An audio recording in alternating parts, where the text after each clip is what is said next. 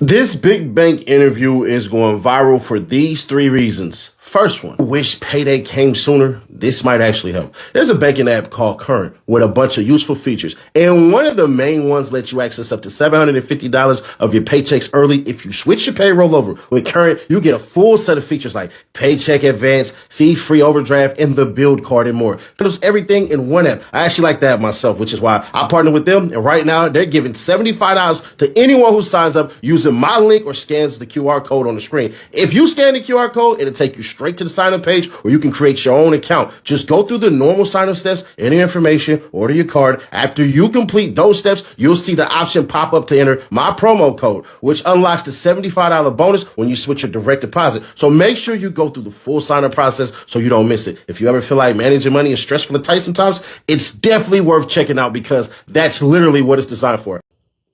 That looks like depression. That's what that looks like. It looks just like depression. You were on drugs. You were overweight. You were low fatigue. You were all of these things to the point where you were actually on probation, to the point where you violated probation and spent 3 years of your life from home confinement, basically on ankle monitor, to now having to sit in a cell. Didn't make any sense. You were facing up to a year in jail. And I believe the only reason why you were eventually only sentenced to a lower thing was because your mother. That's what I believe. So bank perspective should have been, bruh, I'm going to be honest. If I pull up this little thing right here, man, and I get to searching and I look for the psychological things that it seems that you may be going through, and you put on some goddamn glasses, I'm going to be honest with you, Big Bank. You could have really went there and took it with him. You could have said, listen, he suffered from substance use disorder, anxiety disorder, impulse control problems, addiction transfer, cross addiction, trauma-related issues, self-destructive or escapist behavior patterns. Those things. But let's get on with the second one. Roll it. That's me. Yeah. This is why people like me exist and others just fall off. First, and here's the biggest thing. That PSA was agreed upon because essentially T.I.'s goddamn bodyguard set him up with literally getting firearms that were illegal that T.I. did not tell him to get, but they set him up so badly that their case fell apart and T.I. had a gun in the house and he had to cop to that. That was T.I.'s whole entire thing. And part of that was him doing that. That was the feds playing psychological tricks and the police playing psychological tricks on T.I. Let me tell you something. If you thugging and you gang banging and all this shit and everything like that, T.I. can't make you want to do anything as far as we tip go or none of this shit. Squares going to be squares, rectangles going to be rectangles, and thugs going to be thugs. It just is what it is. Nobody see that and then go, damn, look like T.I. working for the police. Nah, that's not it. So there is no paperwork. Even the shit that y'all seen before, he basically exonerated everything. The dude's brother in the freaking shooting case in Ohio, he was the one who told. T.I. said, bro, I ain't know shit about it. I just think the bullets was meant for me. All right, Bank, come on, we gotta lace you up a little bit. He then goes on to lie in this third one. He tells a half-truth, but he lies in the third one. The third one is the most interesting one. You can't find a clip of Young Thug dissing 6ix9ine. It only gets zesty.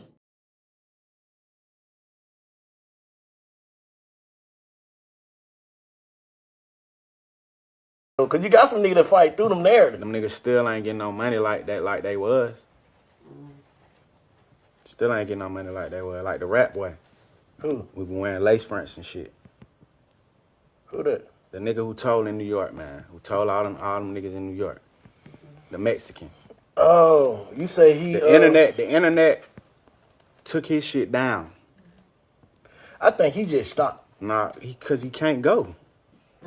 Ain't no gas in the car, nigga. What you mean? He just... Then y'all know old shiny bald head whack, he was gonna come out and defend his client 6ix9ine. Well, not necessarily his client. I don't know if that's his client. But Wack was gonna come out and antagonize goddamn 21 Savage because he was supposed to. Let's hear what Wack got to say. Paru. Listen, let's walk this shit down. 5 years ago, when I get the call from Act, 6ix9ine want to interview with you. You up for it? For sure. What the streets gonna think about you? The streets. When I did it, y'all heard 21 Savage come on there and say, yo, Wack, that was lame. You interviewed 6ix9ine. Everybody talking. When this Valley Ninja kicked the door in. When this wolf chose his own path. And to this day, me and little bro, me and Daniel, 6ix9ine, whatever you want to call him, we straight, we tight, we solid. Now I look up, Big Bank's go on there. I want to hear all y'all call him a lame. Because there's no reason to talk to 6ix9ine. He ain't did nothing new but continue to grow and flourish in his career. It ain't been no new this or new this. The people still in jail. Mail murder out, ain't said nothing, did nothing, ain't gonna do nothing. Over there trying to figure out where he gonna get his next meal. Listen, man, out there to the kids. What the streets is telling you to do, what you can do, what you can say, what you can't say. You do what you do. In the meantime, go to the App Store, hit nothing but content, go subscribe, and see what's really going on. 6ix9ine, good luck. And for the rest of y'all, the streets is a myth. Troy Ave verse. For those of y'all in Portland, catch us at the club tonight. We rocking the stage, Blueface. End of the day, flat out, bro. 6ix9ine admitted, I paid you to be here. But money green, green money go. Bank plays the neutral side, come spit it out, come get it out, and all this shit and everything. Just see it's what it is. But at the same time, there's a lot of hypocritical things that do exist in the street culture. It just is what it is. It's really a dying culture, and it always has been a dying culture, but it will never disappear because it's controlled by the youth. So when older people are talking and they ain't doing this, ain't nothing going on. See, it's not enough for people just to do this right here. You have to pay. Either you give people jobs or you give them money to help them go and leave. When all these cats say, leave the streets alone, do this and do that, they forget it's money in the streets. It is. They forget you can get your bread in the streets. You can. Let me help y'all out. When you leave the streets and you go back home, your problems at home don't stop. Your problems at home are the reason why you're in the streets. So unless you're going to say, leave the streets, come get a job with me, none of this shit going to stop. It doesn't matter that we have a bunch of activists and all these people saying all this shit. That doesn't matter. You want to know how you get rid of street culture? You create a new culture where you say, hey, you right here. I'm going to invest my time, effort, and energy. If you get 4 or 5 of your homeboys, y'all come over here. I'm going to make sure to train y'all so y'all can start to live a different life because the shit that y'all seeing ain't real. Let me show you the real about life. Nobody does that. And that's the issue. That's the crux of it all. I don't give a shit about 6ix9ine sitting on there and trying to get his point across. 6ix9ine, you want to be liked. You want to be accepted. You want people to go, oh shit, well, you did do that, but he's doing this, he's doing that, man. It's always been selective politics. It's been that from the jump. You didn't create it. I didn't create it. You didn't condone in it. I don't condone in it. It's just the law of the land. If I like you, I'll fight for you. If I don't, I won't. That's what it is.